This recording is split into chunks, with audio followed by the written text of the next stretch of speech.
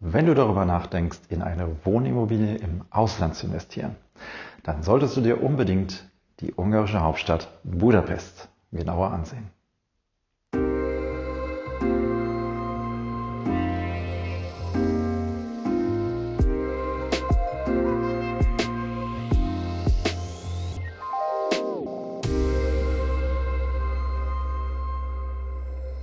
Ich bin Tim von Budapest Invest und bevor ich dich mit nach Budapest nehme, schauen wir uns kurz die folgende Deutschlandkarte an. Hier werden Kaufpreis und Mietertrag in Verbindung gebracht.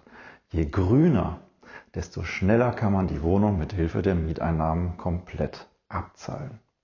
Dummerweise sind die grünsten Flecken die für einen Vermieter riskantesten. Ein Hauptgrund dafür ist die demografische Entwicklung. Gegenden mit hoher Mietrendite sind es also nur deswegen, weil die Preise dort unter Druck sind und das Risiko von Mietausfällen hoch. In den Ballungsräumen dagegen ist alles orange bis dunkelrot. Das geht dann eher in Richtung 30 bis 70 Jahresmieten. Die Mietrendite ist also minimal. Im Gegenzug kann man dann einigermaßen sicher sein, dass die Wohnung auch dauerhaft vermietet ist. Dazu kommt, die Käufer sind jahrelange Preissteigerungen gewohnt und gehen einfach davon aus, dass es zumindest in den Ballungsräumen so weitergeht. Dass zudem die Kredite nahezu kostenlos vergeben wurden, hat ein Übriges dazu beigetragen. Zugegeben, wer Städte wie Paris, London oder Shanghai als Messlatte heranzieht, sieht noch viel Raum nach oben. Andererseits ist Deutschland durchaus schon in einem Bereich angelangt, wo das Risiko einer Blase als sehr hoch eingeschätzt wird. Merke dir nur Folgendes: Ein gutes Verhältnis liegt bei 25 Jahres-Nettomieten. Denn das entspricht 4% Rendite. Immer vorausgesetzt, dass der Wert der Immobilie stabil bleibt oder wächst. Und darüber entscheidet nicht nur die Lage. Dazu später mehr. Kommen wir nun zu den 6 Gründen, die für eine Immobilieninvestition in Budapest sprechen. Erstens. Ungarn ist Teil der EU. Und das Land mit seinen knapp 10 Millionen Einwohnern kann es sich auch gar nicht leisten, aus dem Verein auszutreten.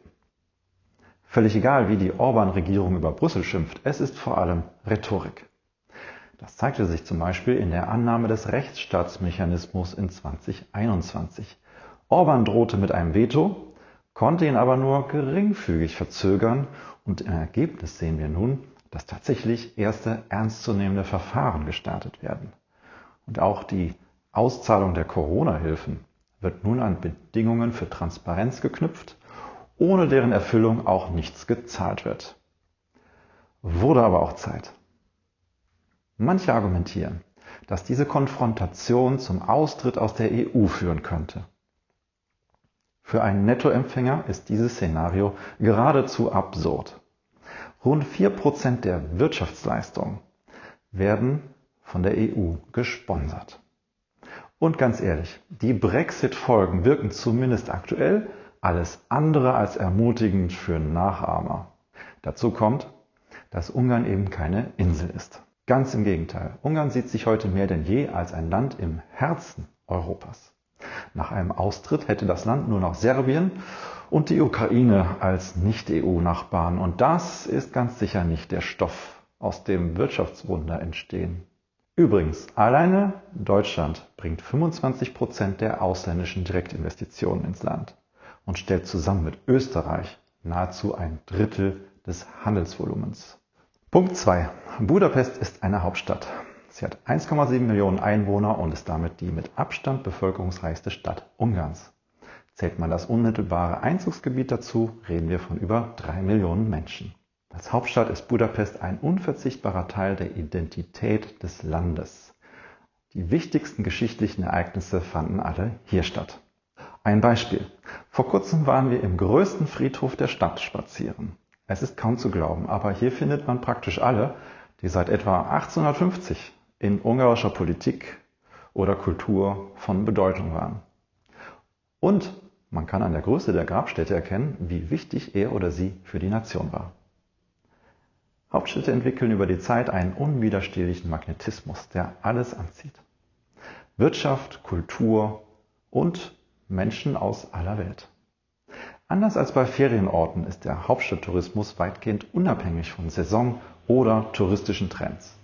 Städtereisen sind halt auch im kalten Winter beliebt, wenn touristische Hochburgen zu Geisterstädten verkommen. In Corona-freien Jahren sind es etwa 4 Millionen Übernachtungsgäste im Jahr. Nur in Budapest.